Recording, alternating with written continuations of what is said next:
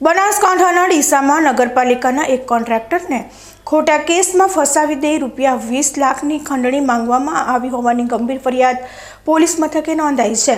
આ મામલામાં એક વોર્ડ કાઉન્સિલરના પુત્રનું નામ સામે આવતા રાજકીય ગરમાવો પણ વધ્યો છે। જુઓ આ ઘટના પરનો સંપૂર્ણ અહેવાલ। ડીસા નગરપાલિકામાં સોલિડ વેસ્ટ મેનેજમેન્ટનો કોન્ટ્રાક્ટ ધરાવતા કોન્ટ્રાક્ટર પરેશ જગાજી કચવાએ ધવલ શ્રવણભાઈ કેલા નામના શખ્સ સામે ફરિયાદ નોંધાવી છે। ધવલ કેલા એક વોર્ડ કાઉન્સિલરનો પુત્ર છે। ફરિયાદની વિગતો એટલી ચોંકાવનારી છે કે આરોપી ધવલ કેલા છેલ્લા 5 થી 6 માસથી કોન્ટ્રાક્ટર પાસે સતત ₹20 લાખની ખંડણી માંગતો હતો। આરોપીએ કોન્ટ્રાક્ટરને સ્પષ્ટ ધમકી આપી હતી કે જો ખંડણી નહીં અપાય તો તેમને ખોટા નાર્કોટિક્સ એટલે કે ડ્રગ્સ અને પોક્સો જેવા ગંભીર ગુનાઓમાં ફસાવી દેવામાં આવશે। આ ધમકીના પગલે આશરે 2 માસ પહેલા આરોપી ધવલ કેલાએ ડરાવી ધમકાવીને 3 લાખ બળજબરીથી પડાવી પણ લીધા હોવાનો આક્ષેપ છે। આ ઉપરાંત ધવલે કોન્ટ્રાક્ટરને ધમકી આપી હતી કે જો પૈસા નહીં આપવામાં આવે તો તેના પ્લાન્ટમાં 2 કિલો નાર્કોટિક્સ મૂકીને આજીવન કેદ કરાવી દેવામાં આવશે અને નગરપાલિકાના 75 લાખનું પેમેન્ટ પણ પાછું ખેંચાવી લેવામાં આવશે।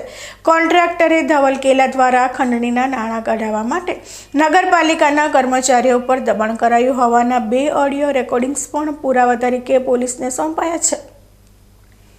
સતત ધમકીઓ અને ખંડણીની માંગણી ચાલુ રહેતા આખરે કોન્ટ્રાક્ટરે ધવલ કેલા વિરુદ્ધ કાયદેસરની ફરિયાદ નોંધાવી છે। પોલીસે આ ગંભીર મામલે ઓડિયો પુરાવો અને ફરિયાદીની હકીકતને આધારે ખંડણી અને ધમકી આપવા બદલ ગુનો નોંધીને વધુ તપાસ હાથ ધરી છે। તો ડીસાના ખંડણી અને ધમકીના મામલે પોલીસે તપાસનો ધમધમાટ શરૂ કર્યો છે। અગાઉ એક પછી એક ધડાધડ વાયરલ થયેલી ઓડિયો ક્લિપ બાદ ધવલ કેલા પર દાખલ થયેલી ફરિયાદ બાદ ધવલ કેલાની ચોથી ઓડિયો ક્લિપ પણ વાયરલ થઈ છે। આ વાયરલ ઓડિયો ક્લિપમાં ધવલ કેલા અને નગરપાલિકાના કર્મચારી દેવરામ માળી સાથેની વાતચીત થઈ રહી હોવાનો દાવો કરવામાં આવ્યો છે અને દાવા મુજબ ધવલ પોતાની ઓળખાણ ક્યાં છે અને તેનું સેટિંગ કોની સાથે છે તે જણાવી રહ્યો હોવાનો દાવો કરવામાં આવી રહ્યો છે। પૂના ચાલતો હતો ને પેલો કેસ? હા હા અમારે ચાલતો હતો પૂના ચાલતો હતો ને વકીલ તરીકે આમણે જ રોક્યા હતા। હા પેલ મિત્ર હતો। હા સાચી આપણે આ જુનાગઢ સાહેબ કેસ કર્યા હતા ને ત્યારે આપણે આપણી સંસ્થા માટે જ લડવાનું હોય ને, પહેલી આપણી સંસ્થા હોય ત્યારે ગિરીશ બુલંદમાં એ મારે ત્યાં પૂનામાં એ વકીલ હતા। પણ તમે શું કે રાજુભાઈ ને બધા કેવા છે કે બધા અધર ચાલતા તમે દોડે રાખવા દો, ત્યાં આપણું સેટિંગ હતું પૂનામાં। તમારે અહીંથી ટ્રિબ્યુનલમાં સેટિંગ? હા ત્યાં ટ્રિબ્યુનલ કોર્ટમાં સેટિંગ તમારે?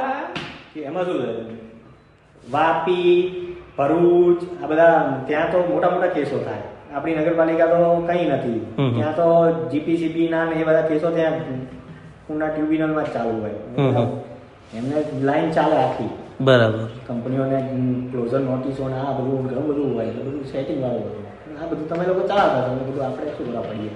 આપણો વિષય નહીં, નતો ને આપણે શું કરવા પડીએ? અમને એવું ખબર ના કોઈ અને બીજું આપણે કોઈ વિષય નથી, સેટિંગ વાળો જે છે એ રજૂ કરવાનું હોય આપણે તો ભાઈ। એટલે પેલું છે કે પુનાની ત્યાંથી ટીમ આવીને બધું લખ્યું ને એના ઉપર ચુકાદાને તારણ આપ્યું બધું થયું હતું, પણ બધું શક્ય ત્યાં બધું હતું, ત્યાં બધા જજો બધું સેટિંગ જ હતું, પણ આપણે વિષયમાં પડે ને બધું તમે ચલાવે આપણે તો જે સાચું એ રજૂ કરવાનું, જે છે હકીકત એ રજૂ કરવાની, બીજું શું હોય આપણે તો?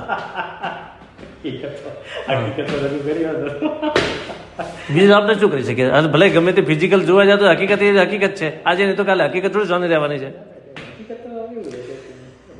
સારું, હવે હું એને વાત કરી દઈશ। રેડી? ઓકે।